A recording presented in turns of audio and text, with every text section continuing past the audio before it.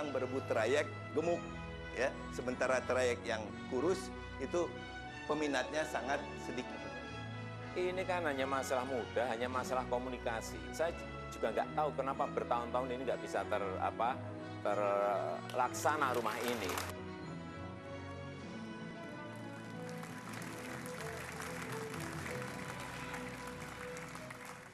Terima kasih Anda terus di Jakarta Memilih The Final Round. Tadi itu adalah cuplikan bagaimana kedua kandidat menjawab pertanyaan-pertanyaan pada segmen sebelumnya. Persoalan transportasi. Persoalan transportasi, dan pada segmen ini Tommy kita akan fokus pada masalah banjir dan pemukiman. Sebelumnya dalam berbagai kesempatan kedua kandidat sudah sempat mengutarakan apa pencapaian dan juga apa program yang akan mereka lakukan jika mereka terpilih. Kita simak sama-sama cuplikan pernyataannya.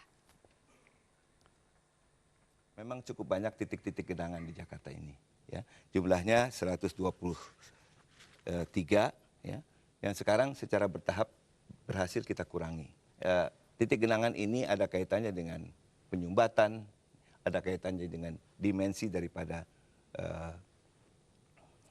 saluran-saluran air yang terlalu kecil yang harus kita rubah, ya. Kemudian ada juga kaitannya dengan untuk perilaku masyarakat. Kalau banjir, titik banjir itu lebih signifikan. Karena kita memberikan prioritas memang kepada titik-titik banjir tersebut. Yang awalnya berupa 78 titik serius. Sekarang tinggal 60. Apa yang mau diperbaiki? Harus ada sebuah redesign total, harus ada sebuah keberanian. Bagaimana memulai pembangunan kota ini dimulai dari kampung.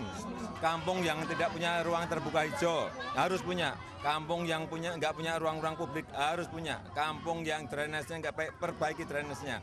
Kampung benahan dari kampung itu, kampung yang mana? Kampung-kampung yang kumuh tadi, kampung-kampung yang padat tadi. Dimulai dari sana. Kampung yang punya ruang yang hijau, yang gangnya nggak sempit tapi lebar, yang diarahkan ke vertikal. Tapi masyarakat juga harus mau ditata.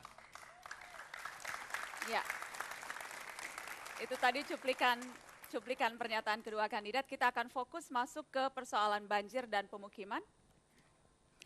Dan yang akan mendapatkan kesempatan pertama untuk menjawab adalah kandidat nomor urut 3, Joko Widodo. Pak Jokowi, kalau Anda melihat di layar, yang saat ini sedang ditampilkan adalah betapa sesungguhnya masalah utama pemukiman adalah belum terpenuhinya kebutuhan perumahan bagi masyarakat yang berpenghasilan rendah dan masih adanya pemukiman kumuh yang tersebar di seluruh wilayah Jakarta, seperti terlihat pada data berikut ini. Ya, pertanyaan untuk Anda, Pak Joko. Dalam kampanye, Anda kerap menyebut akan memulai pembangunan dari kampung, menyediakan kampung susun, kampung deret di bantaran kali, hingga membangun superblok dengan prioritas lokasi yang dekat dengan transportasi makro. Pak Jokowi, itu bukan hal yang sederhana karena Anda akan terbentur pada masalah pembebasan lahan, masalah kepemilikan, relokasi penduduk, belum lagi fasilitas keuangan. Pertanyaan pertama, konkretnya Anda akan membangun superblok di mana kalau kemudian masalah utamanya adalah pembebasan lahan? 4 menit dari sekarang.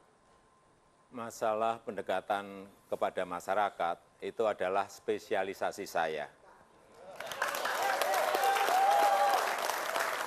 Baik yang namanya pendekatan kelompok, yang namanya pendekatan individu, itu sudah kami lakukan waktu saya memindahkan ribuan PKL dari sebuah tempat ke tempat yang lain di Kota Solo. Oleh sebab itu di sini pun saya juga sudah berbicara dalam sampel-sampel yang ada. Saya berikan contoh di Bukit Duri. Di Bukit Duri itu tidak harus direlokasi ke tempat yang jauh dari sana. Karena apa? Penduduk yang ada di situ itu bekerjanya dekat dari tempat tinggal. Oleh sebab itu, waktu saya berbicara dengan komunitas yang ada di sana, ada 870 kakak yang telah berbicara dengan saya, mereka sebenarnya mau digeser. Bukan digusur, digeser. Digeser kemana Pak Joko? Digeser 10 sampai 15 meter dari tempat yang ada. Kemudian tempat yang ada itu, artinya kanan kiri.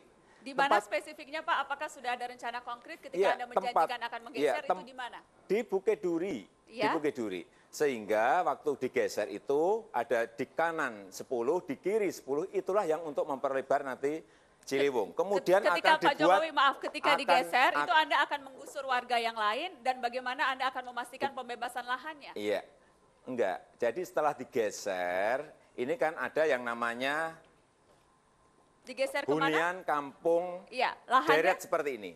Artinya harus nantinya vertikal. Kalau yang sekarang kan rumahnya hanya satu-satu. Ini harus dibuat yang kampung deret seperti ini, tapi digeser sedikit.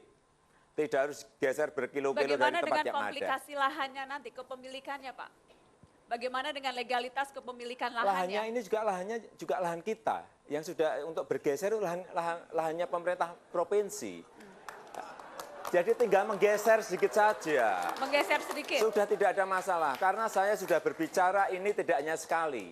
Saya ingin coba apakah kesulitan yang ada dengan warga itu ternyata tidak ada. Ini hanya masalah komunikasi dengan warga, ada approach kelompok, ada pendekatan individu. Inilah yang sering saya sampaikan intervensi sosial ini. Oke, Pak. Sehingga kalau ada ini saya berikan gambar lagi. Ya, saya sudah melihat gambarnya, Pak gambar Jokowi. ini menunjukkan, inilah kalau kita lihat dari belakang. Dan ini sudah berpuluh-puluh tahun tidak pernah diselesaikan. Oke, Kemudian Pak. akan menjadi kampung deret seperti ini. Ya. Sehingga nanti yang di Ciliwung bisa untuk lebarkan dan ada hijauannya di situ. Itu baru satu persoalan. Kalau persoalan pembiayaan yang akan dipersiapkan, Pak? Tanpa merugikan warga yang ada di situ. Ya. Pembiayaan pun juga sudah saya hitung.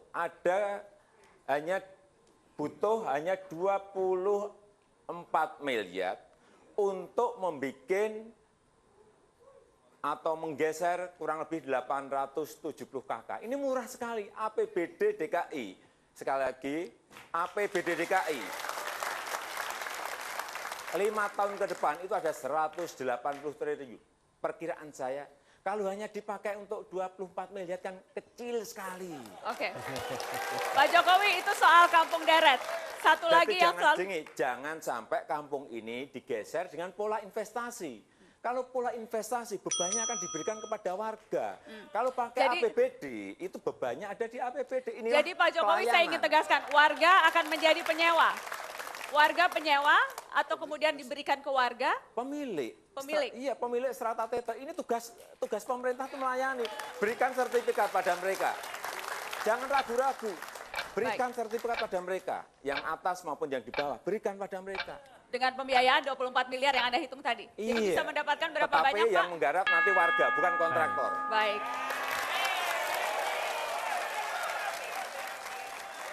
Kita sudah mendengarkan pandangan dari calon pasangan nomor urut 3. Saya ingin ke sekarang nomor urut 1. Pak Fauzi Bowo, saya tidak ingin berbicara soal rumah. Yang lebih menarik adalah munculnya wilayah kumuh padat penduduk di Jakarta menimbulkan persoalan polusi, sanitasi, dan ketersediaan air. Ya. Saya ingin secara spesifik berbicara mengenai ketersediaan air, Pak. Ada 2 perusahaan air minum di Jakarta mengatakan kemampuan mereka hanya bisa 54% dari kebutuhan rakyat. Yang menjadi pertanyaan adalah apa langkah yang selama ini Pak Fauzi Bowo sudah lakukan dan apa yang hasil nyata yang sudah dicapai untuk memperbaiki kebutuhan rakyat berkaitan dengan soal air bersih. 4 menit dari sekarang, Pak. Yang pertama saya ingin menjelaskan bahwa permasalahan Jakarta itu tidak sesederhana seperti yang kita dengar. Ya. Yang jelas, andai kata Anda memiliki uang segunung pun, ya, tidak akan bisa menyelesaikan masalah Jakarta dalam sekejap. Ya. Bicara masalah air, sumber air Jakarta itu sekarang baru dari Jatiluhur, dari gunung. Ya. Kita akan menyiapkan sumber air yang lebih berkesinambungan. Sementara ini kita meningkatkan efisiensi dari perusahaan-perusahaan operator tersebut. Karena kontrak yang terikat dan mengikat tadi. Sementara itu juga kita sudah mengambil inisiatif untuk membangun penjernihan air baru di Jatiluhur. Dengan dana kurang lebih 4 triliun. Bukan 24 miliar, ya, yang akan kemudian kita pipa secara langsung, masukkan dalam pipa untuk didistribusikan di Jakarta. Tapi ini pun tidak akan memadai untuk menjamin sumber air baku Jakarta masa panjang.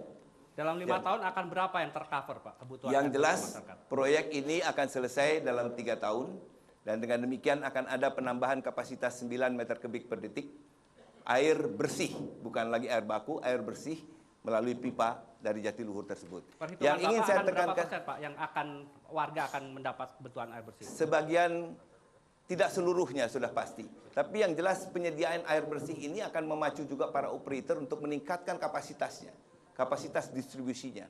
Yang sekarang selalu menunggu ketersediaan air baku. Ya. Kemudian yang lebih penting lagi adalah penyiapan kebutuhan air baku jangka panjang. Sekarang seluruh air yang melalui 13 sungai itu, air tawar melalui 13 sungai, dia mengalir ke laut begitu saja, tanpa dimanfaatkan. Nah, dengan rencana ke depan, kami akan membangun tanggul di pantai utara Jakarta, di Teluk Jakarta, sehingga air bersih, air tawar tadi tidak begitu saja hilang ke laut. Apakah itu akan dilakukan pada saat Bapak memimpin 5 tahun ke depan? Saya akan mulai karena tanggul itu juga dibutuhkan untuk kepentingan lain. Kepentingan lain adalah mengamankan pantai utara Jakarta dari prediksi rob yang besar yang akan terjadi pada tahun 2025. Itu harus dimulai pada tahun 2015. Ya, jadi awalnya, dan saya tidak berpikir hanya untuk masa jabatan saya, karena kota Jakarta itu membutuhkan orang yang berpikir untuk jangka panjang juga untuk masa depannya. Baik. Ya. Pak Fauzi Bowo, ada menarik lagi Pak Fauzi Bowo. Berkaitan persoalan air ini, Ya.